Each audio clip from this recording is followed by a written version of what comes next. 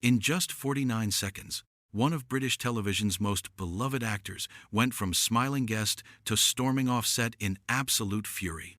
What started as a friendly chat about history and politics exploded into a full-blown screaming match that left the Loose Women panel speechless, the audience gasping, and Tony Robinson declaring he would never work with Janet Street Porter again.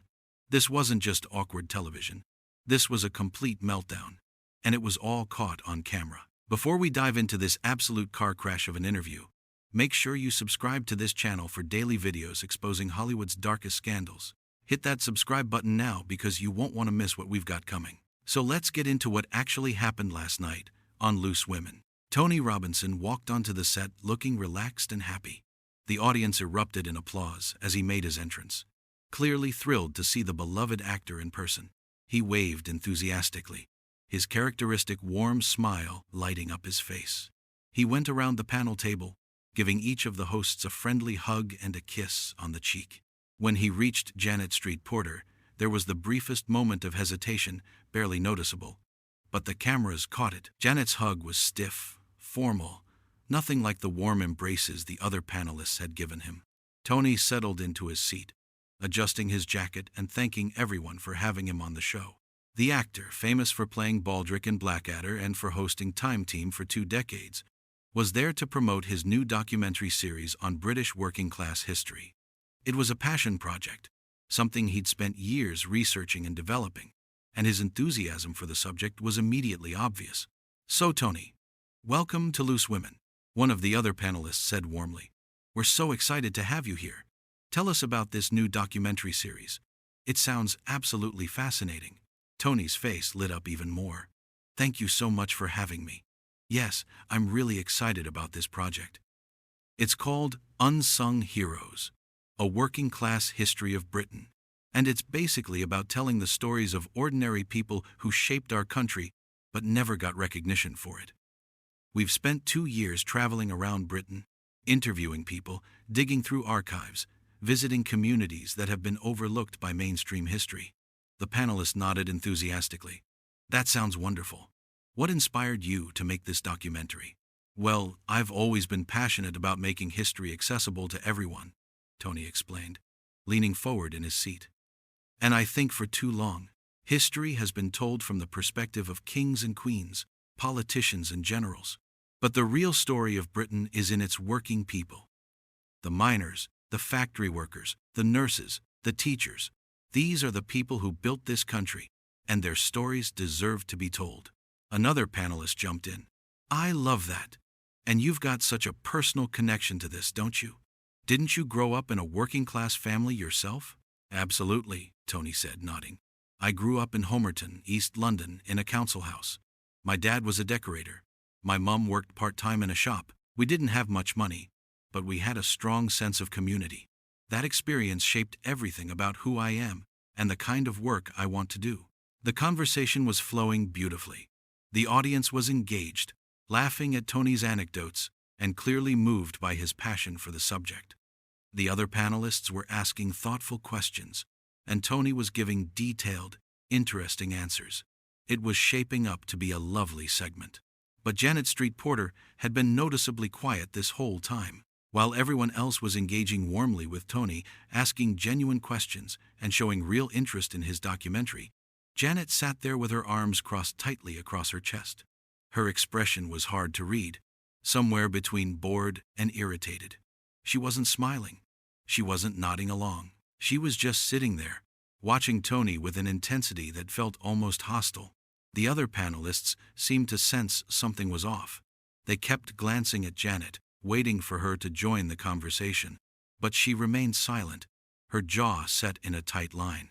Finally, after about 5 minutes of pleasant conversation, Janet uncrossed her arms and leaned forward.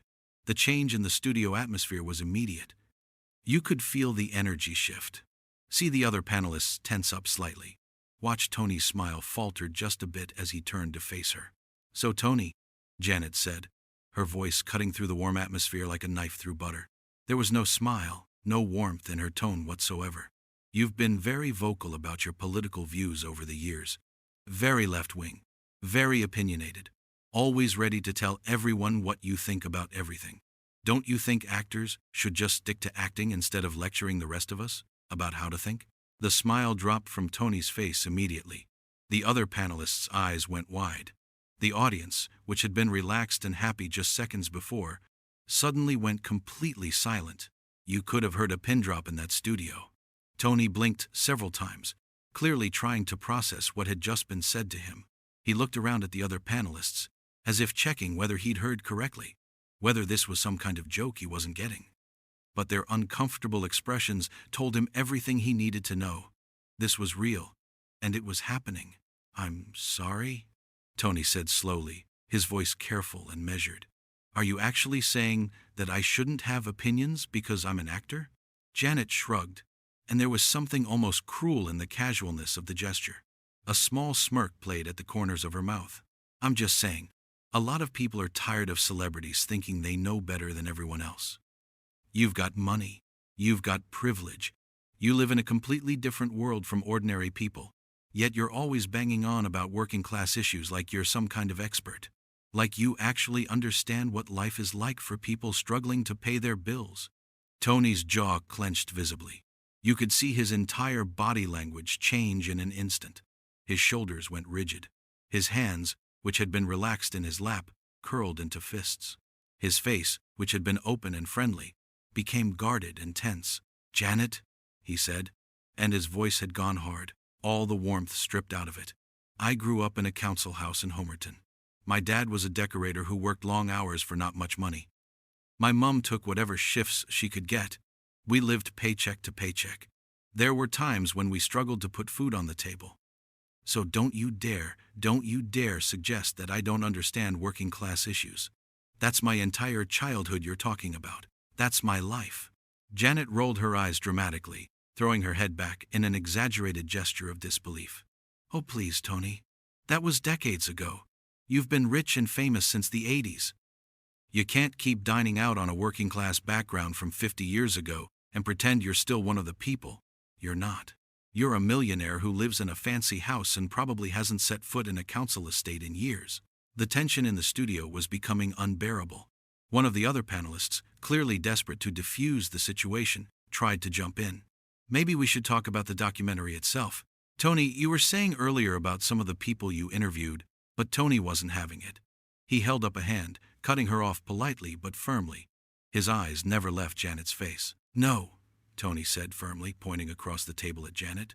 "No, we're not moving on from this. This is unbelievable. You invite me here to talk about a documentary that celebrates working people and their history, and instead you attack me personally within the first 5 minutes? What is this actually about, Janet? Because it clearly isn't about my documentary." Janet laughed, but it wasn't a friendly laugh at all. It was sharp, mocking, designed to belittle. "It's about hypocrisy, Tony. Pure and simple. You act like you're this great champion of the working class.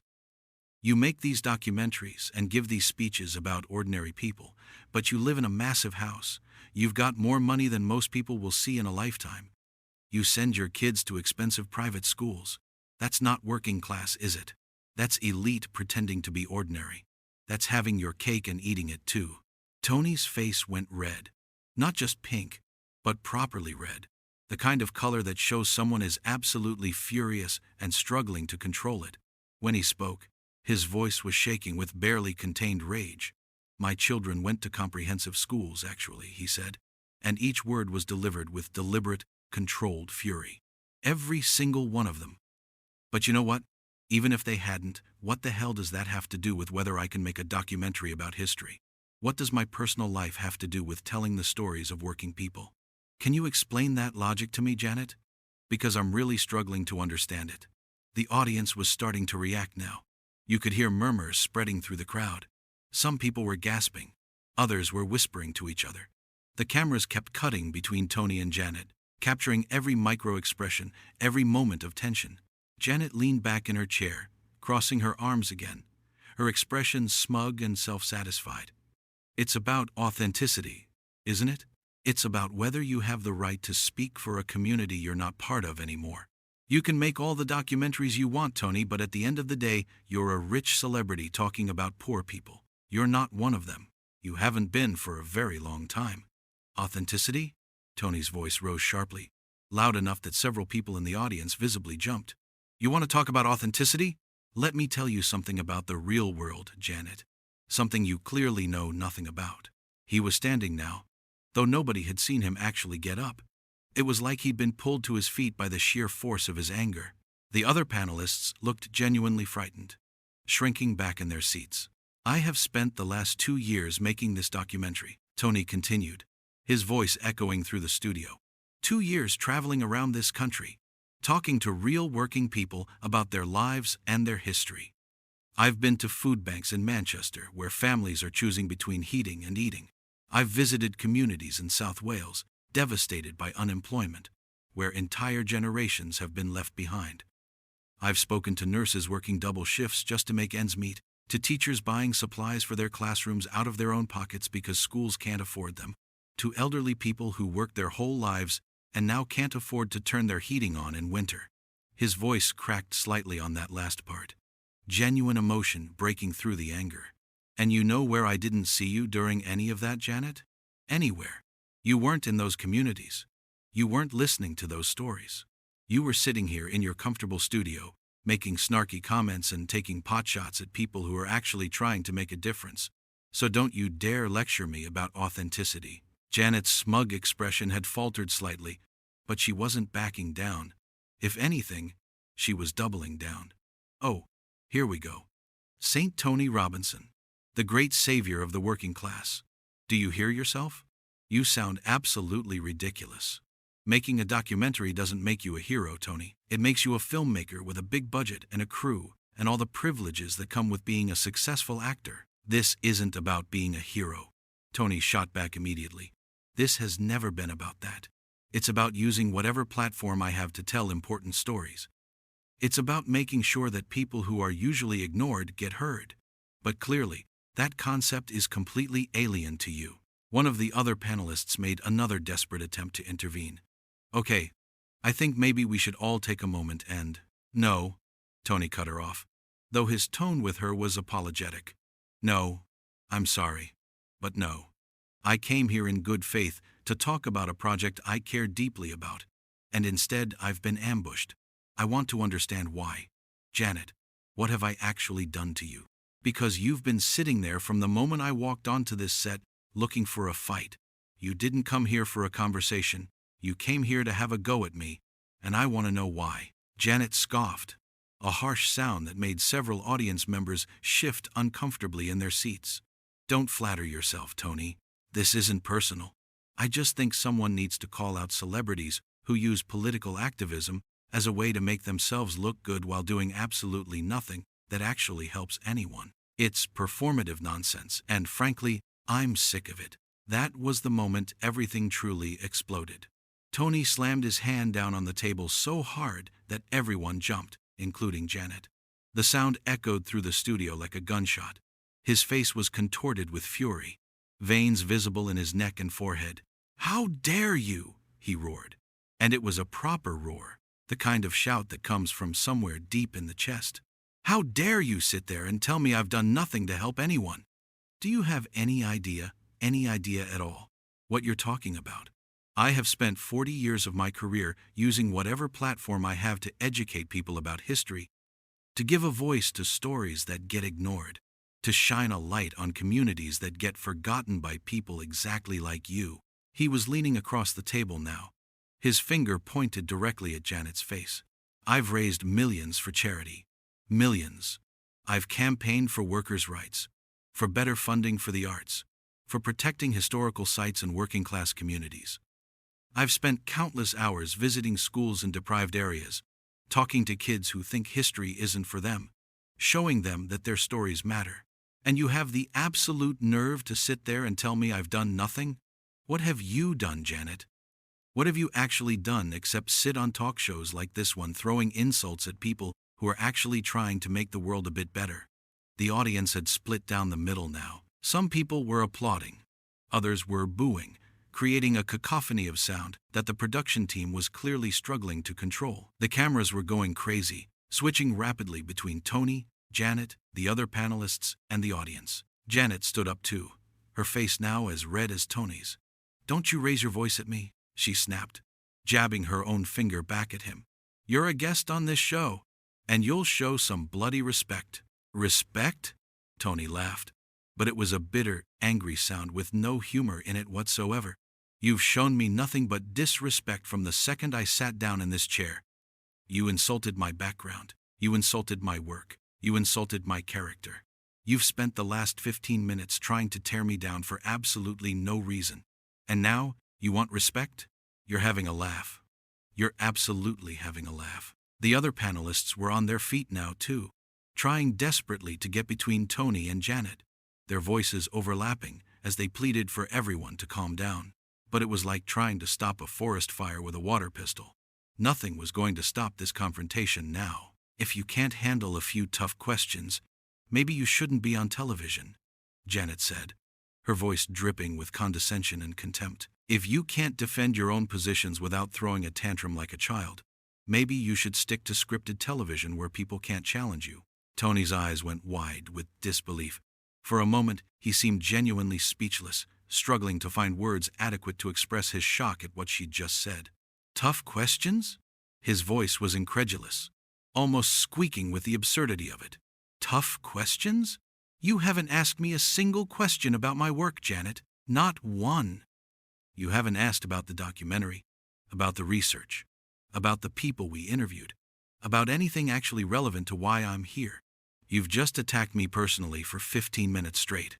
That's not journalism. That's not tough questioning. That's just being a bully for the sake of it." "Oh, I'm a bully now?" Janet threw her hands up in the air in theatrical exasperation. "That's perfect. That's absolutely perfect. A man gets challenged on his views, and suddenly the woman is a bully. We've seen this before, haven't we? Can't handle being questioned by a woman, so you cry bully. Typical. Absolutely typical." Tony's jaw dropped open. He looked around at the other panelists, at the audience, as if checking whether anyone else was hearing what he was hearing. His expression was one of complete and utter disbelief. "Don't you dare," he said, his voice low and dangerous. "Don't you dare try to make this about gender. This has absolutely nothing to do with you being a woman, and everything to do with you being unnecessarily hostile and downright rude. I have worked with countless women throughout my career. I respect women. I've campaigned for women's rights my entire adult life. But what you're doing right now isn't feminism, Janet. It's just nasty. You're better than this. Or at least, I thought you were." The production team was in full panic mode now. You could see people rushing around in the background, probably trying to figure out whether to cut to commercial, whether to pull the plug on the whole segment, but the cameras kept rolling, capturing every second of the confrontation. This was live television at its most raw, most uncomfortable, most impossible to look away from. Janet stepped even closer to Tony, invading his personal space in a way that made everyone in the studio visibly uncomfortable. She pointed her finger directly in his face, so close she was almost touching him. "Let me tell you something, Tony Robinson," she said, her voice venomous. "I have been in this industry for over 40 years. 40 years. I don't need some actor who spent most of his career playing a comedy sidekick in a costume telling me how to do my job. I don't need lectures from someone whose biggest claim to fame is pretending to be stupid for laughs." The collective gasp from the audience was audible. That was a line crossed. That was personal in a way that went beyond professional disagreement, beyond heated debate. That was deliberately cruel, designed to hurt. Tony's face went completely still. All the anger, all the fury that had been animating his features, suddenly drained away. What replaced it was something colder, something more controlled, and somehow more frightening than the rage had been. When he spoke, his voice was quiet, but it carried through the studio with perfect clarity. "Right," he said, and the single word was loaded with more contempt than 1,000 shouts could have conveyed. "Right. I see what this is now. I understand exactly what's happening here." He took a step back from Janet, creating distance between them. His hands went to his lapel microphone, and he started unclipping it with deliberate, careful movements. "I came here this morning in good faith," he continued, his voice still quiet but absolutely deadly serious. "I came here to talk about a project I care deeply about, a project that celebrates ordinary people and their contributions to this country's history. A project that took 2 years of my life, that involved hundreds of interviews, thousands of hours of research, and a genuine desire to tell stories that matter. He pulled the microphone pack off his belt, the wire trailing behind it. Instead, you've spent this entire segment trying to tear me down. Not my work, not my documentary, me, personally. You've attacked my background, my credibility, my motivations, my character, and now my career. And for what? For what, Janet? What was the point of all this? Janet's face was like thunder, her jaw clenched so tight it must have hurt. If you walk off this set, Tony, you're proving everything I said about you, that you can't handle criticism, that you live in a bubble, that you... Stop, Tony interrupted, holding up his hand. Just stop. This wasn't criticism, Janet. Criticism is thoughtful, it's constructive, it's based in reality. What you've done here today is something else entirely. This was an ambush. This was a personal attack disguised as an interview. And I don't know whether it's because you have some political axe to grind, or whether you just woke up this morning and decided to have a go at someone, but either way, I'm not participating in it anymore. One of the other panelists stood up, her voice pleading, Tony, please, let's just take a moment. We can reset. We can talk about the documentary properly. It's too late for that, Tony said, and there was genuine sadness in his voice now, mixing with the anger. It's way too late. The damage is done. I actually admired Janet. I've watched her for years. I've respected her work. So to have her turn on me like this, for no reason I can understand, is genuinely disappointing. He turned to look directly at Janet again, and the hurt in his eyes was clear. I thought you were better than this, he said softly. I really did, but I was wrong. And I can't sit here and pretend that what just happened was okay.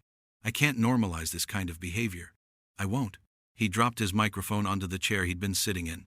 The thud it made was surprisingly loud in the tense silence that had fallen over the studio. So, I'm going to leave, Tony said, his voice getting stronger again. I'm going to walk off this set. And I'm going to make my documentary. And I'm going to continue doing the work I believe in. And you, Janet, you can sit here and tell yourself whatever story you need to about what happened here today. But everyone watching, everyone in this studio, they all saw what really happened. They saw you attack a guest for no reason. And that's on you. That's your legacy from this interview, not mine. Janet tried to interrupt, her mouth opening to say something, but Tony wasn't finished. Don't you walk away from me, Janet managed to get out, her voice high and strained. We're not finished here. You don't get to... Yes, we are, Tony said firmly, his voice cutting through hers. We are absolutely finished. I'm done with this conversation, I'm done with this show, and I'm done with you. This was disgraceful, Janet. Absolutely disgraceful. And I hope when you watch this back, you feel ashamed of yourself. Because you should. He turned and started walking toward the exit, his stride purposeful and angry. The cameras followed him every step of the way. Behind him, Janet was trying to regain control, calling after him. You can't just walk off in the middle of a live show. That's incredibly unprofessional. Tony spun around one last time, and the fury was back in his eyes, blazing. Unprofessional? His voice rose to a shout again. Unprofessional? What you did here today was the most unprofessional thing I've ever witnessed in 4 decades of working in television. You should be apologizing, not criticizing me for having the self-respect to remove myself from this situation. And with that final condemnation ringing through the studio, he turned and continued his exit. The audience was in complete uproar now. Some people standing, some booing, others applauding, everyone talking at once.